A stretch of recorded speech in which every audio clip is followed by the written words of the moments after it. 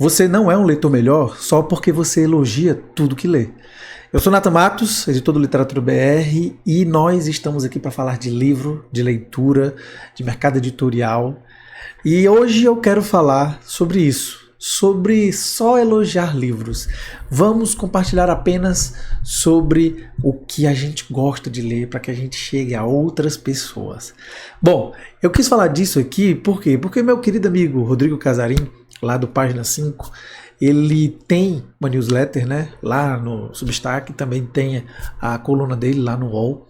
E eu gosto que o Casarim ele sempre traz temas, sempre cutuca temas que muitas vezes as pessoas conversam nas mesas de bares, mas nem sempre querem dar uma opinião assim, né, impresso, digamos assim, no texto escrito, porque palavra que vai não volta, né?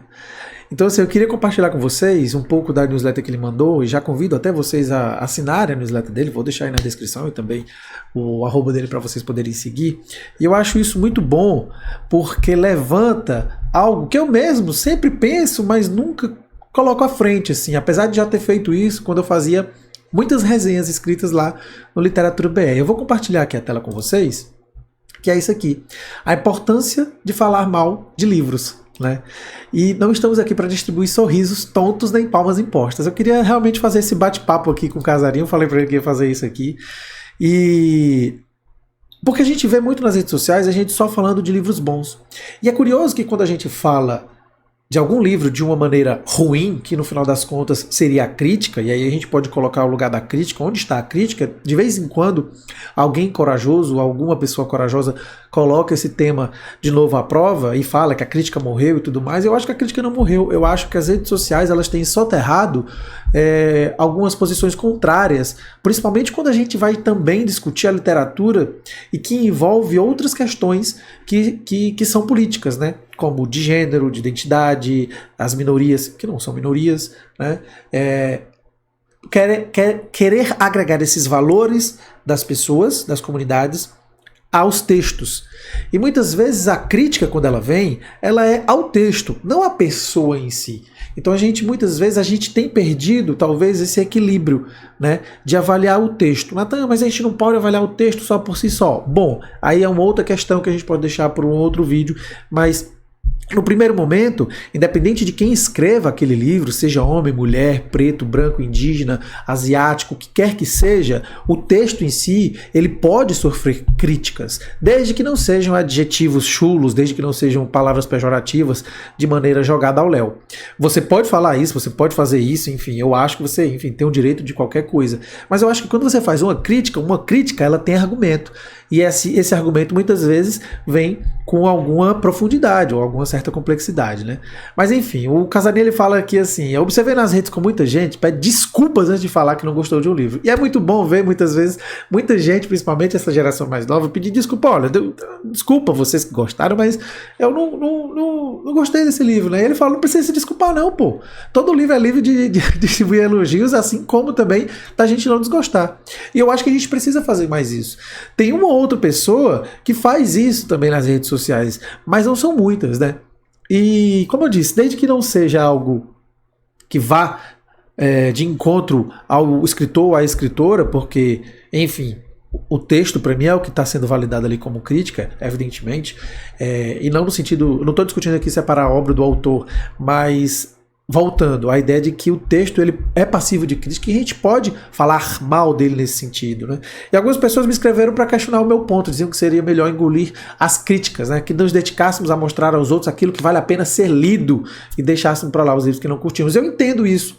Durante um tempo também eu acreditei muito nisso. Velho, eu não vou perder meu tempo falando de um livro que eu não gostei, que eu acho que é ruim, que não tem uma proposta boa, que não tem um objetivo, que não tem uma estrutura, que não convence, né? Esses dias mesmo eu li um livro de poesia que há muito tempo eu não li assim um livro de poesia ruim para mim. E eu tenho o motivo dele, né? A estrutura do livro em si, para mim, perde totalmente a coesão e a coerência.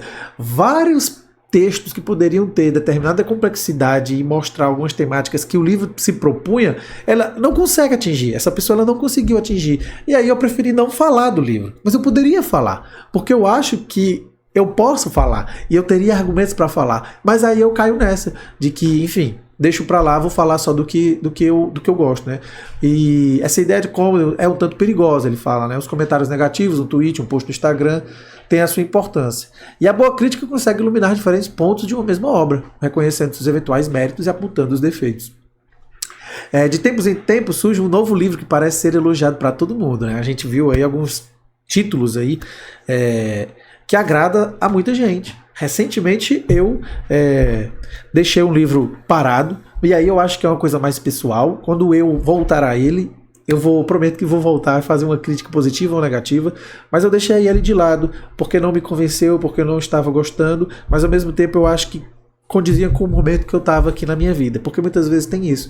Alguns livros, por exemplo, eles não acontecem no momento correto, né? Então eu não gosto de validar ou não a leitura sem ter me desdobrado sobre ela, né? Por exemplo, A Jangada de Pedra do José Saramago, nossa, eu achava chatíssimo, eu começava o livro, eu achava um horror, tipo, e só na quarta vez que eu peguei o livro para ler, foi que eu deslanchei, e hoje eu acho assim, um dos grandes livros dele, assim, muito bom. Por sinal, é algo excelente. Né? Não, mas porque você tentou 4 vezes? Porque das outras vezes que eu pegava, a leitura não andava e, enfim, eu via que podia me levar a algum lugar e queria saber o que acontecia. Né?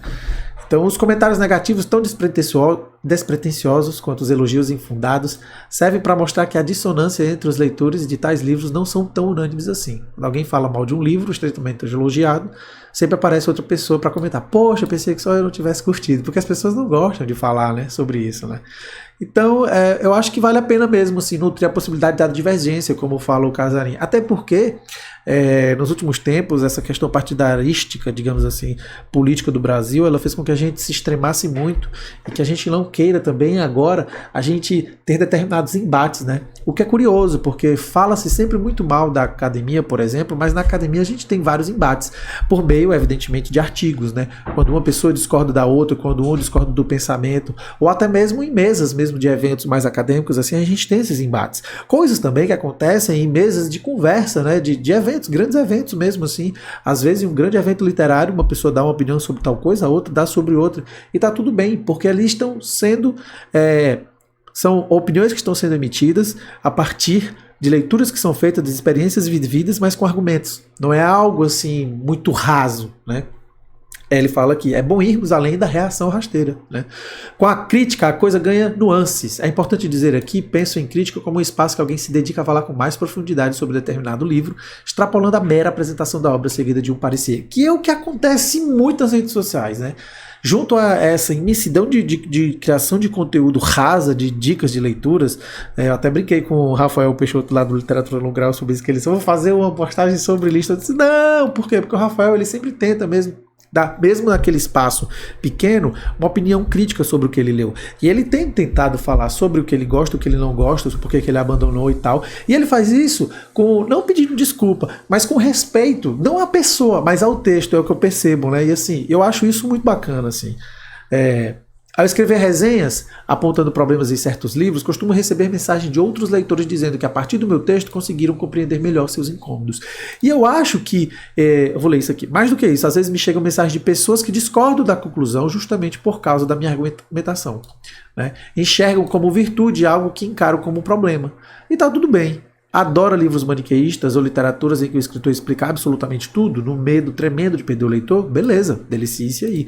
E é muito isso, né? Isso é uma das coisas até que eu tenho visto que a gente tem perdido um pouco em alguns livros que a gente tem divulgado como grandes obras assim, em que, tanto nacionais quanto estrangeiros, em que o texto em si ele entrega tudo a você, leitor, nada fica na entrelinha, nada vai ser descoberto, é tudo dado gratuitamente. Eu acho que a literatura perde um pouco a graça disso, assim, mas tem gente que gosta, tem gente que prefere, né? Enfim, em todo caso, como escrevi em outra oportunidade, não devemos confundir a crítica a um livro com ataques ao seu autor ou mera estupidez performática, como muitos gostam de ver. O respeito é sempre fundamental, o que vai ao encontro do que eu estava falando aqui, que é nesse sentido, tipo, quando a gente fala com respeito de uma obra, a gente tendo argumentos, o autor X, a autora Y, pode ser que ela não goste da nossa resenha por algum motivo, claro, ali porque é o livro dela. Mas ao mesmo tempo, se você faz isso com respeito e essa pessoa começa a acompanhar você, ou já vem acompanhando, ela percebe que as suas críticas, as suas resenhas, elas partem de um ponto, de um olhar crítico. E que você mantenha o respeito. E não quer dizer que porque eu não gostei do livro X, eu não vá gostar do Y ou do livro Z, do mesmo autor, da autora. E é aí que se fundamenta para mim também esse olhar crítico. Porque eu posso não gostar de um livro, de um autor que eu acompanho. E posso gostar do próximo livro dele. Porque é a literatura que está ali, é a escrita que está ali que importa. Então quando a gente faz isso com respeito, por mais que seja uma crítica que as pessoas tendam a dizer, uma crítica negativa sobre o livro, e a pessoa que escreveu aquilo lê, ela entendendo de onde aquilo está partindo, se aquilo está partindo com respeito e com argumentos, ela pode não concordar, mas ela também vai respeitar o meu texto, né? Então assim, é poder falar com tranquilidade daquilo que não gostamos, é uma forma de respeito. Respeito com a própria literatura e é o que eu acho, assim, o que eu sempre falo, por exemplo, quando eu estou editando livros, né, eu vou falar disso aqui, só terminar aqui, respeito com a própria literatura e acima disso, respeito com nós mesmos e com os demais leitores, né. Vou voltar aqui para mim aqui, e quando eu gosto desse final do Casarim, porque respeito com a própria literatura. Tem uma coisa que quando eu estou editando os livros, né, eu sou editor há 11 anos, um pouco mais do que isso, né, porque comecei nos zines, mas editando livros eu estou aí já com mais de 200 títulos editados, sejam quadrinhos, poesia, não ficção, autoajuda, e sempre digo para os autores e para as autoras, tanto os que eu publico na Moinhos, quanto os que me procuram para fazer autopublicação no Literatura BR, porque o Literatura BR é uma editora de autopublicação também, você pode encontrar informações aqui na descrição, tá bom? E eu sempre digo o seguinte, olha, não me importa o que você quer pensar para o livro no sentido de prazo de lançamento, de como vai ser a divulgação, e esse não me importa no primeiro momento. Porque no primeiro momento o que importa para o editor é o texto. Então tudo que eu fizer, pensando no prazo de lançamento, pensando em como vai ser a divulgação, pensando em como o autor ou a autora pode, né, se desenvolver dentro do mercado editorial, tudo isso tem que esperar. Quando eu digo que não importa, é no sentido de não é prioritário, porque a prioridade é o texto. A gente tem que ler o texto. A gente tem que se desdobrar o texto. Várias pessoas chegam para mim e dizem assim, Natan, tô com o meu original pronto e eu quero fazer um lançamento daqui a 2 meses. Dá certo? Bom, dá certo.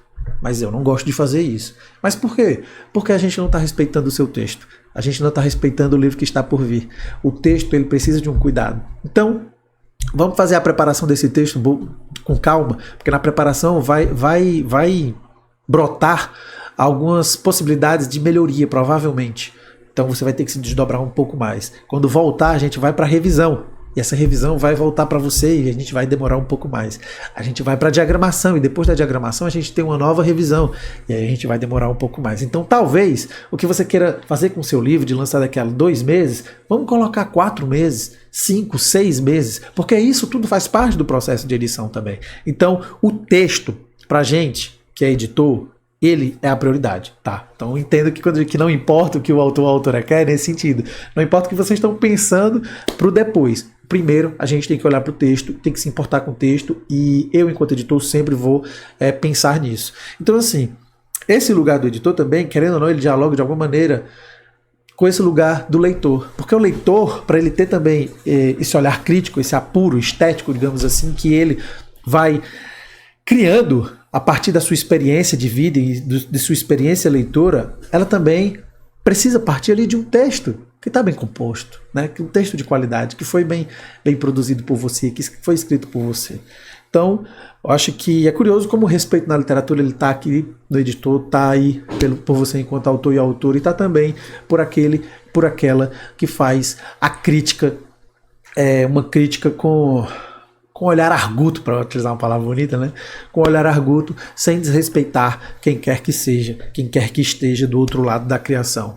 Até porque eu acho que é o mínimo, é a base é uma das coisas básicas, né, de uma sociedade, é respeito mútuo ao outro, principalmente a uma obra de arte que foi produzida por alguém que teve todo o trabalho do pensar ali e do criar para desenvolver aquele livro, tá bom? Então, vamos tentar também falar do que a gente não gostou em alguns livros, beleza? Então é isso. Qualquer coisa, se você chegou até aqui, aproveita e curte esse vídeo se você gostou. Se também acha que deve, compartilha com outras pessoas e não esquece de se inscrever aqui no canal, tá bom? Um abraço.